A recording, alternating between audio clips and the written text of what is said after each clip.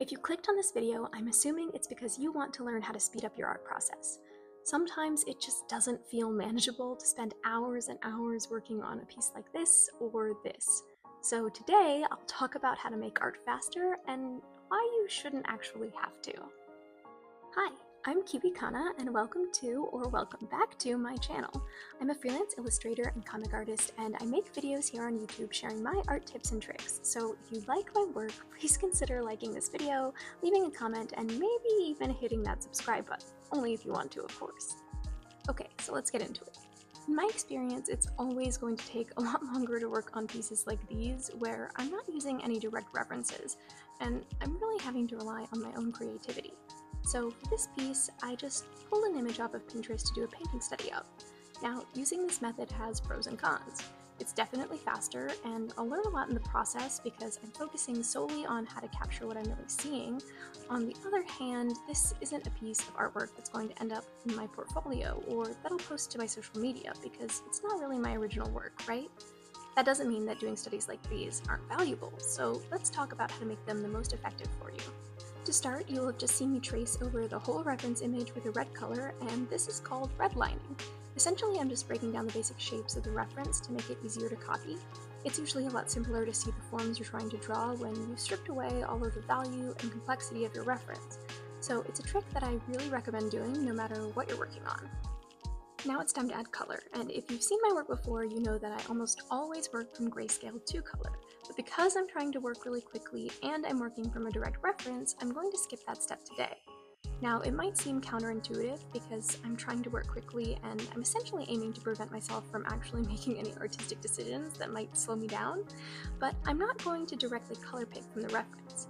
I want to practice choosing color relationships myself so that I can find them faster in the future, and directly color picking kind of defeats that purpose here. If you really struggle to pick colors, I recommend color picking from your reference just to get a sense of where the colors actually fall on the color wheel, and then go back in and try to pick them out yourself. Also bear in mind that colors can look more desaturated in photos than you might want them to in real life, so this method also gives you the opportunity to change up your colors a little bit to make them work more for your art style. Like you can tell here, I've picked a more saturated blue for her dress than shown in the reference. I'm also keeping my brush pretty big throughout this process because getting lost in the details is the enemy of speed. If you restrict yourself to a specific brush size at the beginning, you'll definitely be forced to work faster and focus on the illustration as a whole. Rather than focusing on the individual components of the illustration, I'm instead focusing on the basic shapes that work together to create the whole image. For example, when painting in the sleeves, I'm not focusing on capturing the folds per se. Instead, I'm looking at the reference to pick out basic shapes. The folds look a little bit like triangles and rectangles, so that's what I'll paint. While I continue to work on this piece, let's talk about why speed when making art is honestly less important than you might think. Speed when making artwork has really nothing to do with how fast you can actually draw. Instead, it depends entirely on how efficiently you can capture your subject. And that's something that can really only be learned with time. For example, back at the beginning of the year, I painted this drawing of Luffy, and it took me nearly 12 hours, which is a very long time. But then this painting of Kurapika, which is arguably just as complex, only took me 6. So in a little under a year, I was able to cut my drawing time in half, doing nothing more than consistently making artwork I enjoyed. That said, I know in certain circumstances you really do need to make work faster. Like when I was in art school, for example, there were definitely times where I just had to power through a piece and submit it on time. I remember one instance where I had to make an entire 8-page comic in 3 days, and it really did come down to ignoring details and trying my best to let go of my perfectionism. I also know that there can be a lot of pressure to produce work at an exceptionally alarming rate, especially if you're an artist trying to get your name out there while battling against the social media machine. That said, if you have the option to take your time and really enjoy what you're working on, to focus on the process rather than the end result, that's not a bad thing, right?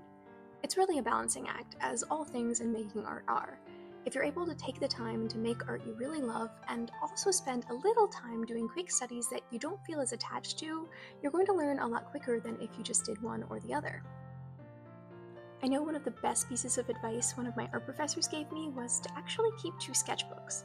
One where you took your time with work you might like to show off to other people, and one that's just for you, where you're working quickly, where you're making ugly drawings, learning from your mistakes, and then immediately moving on.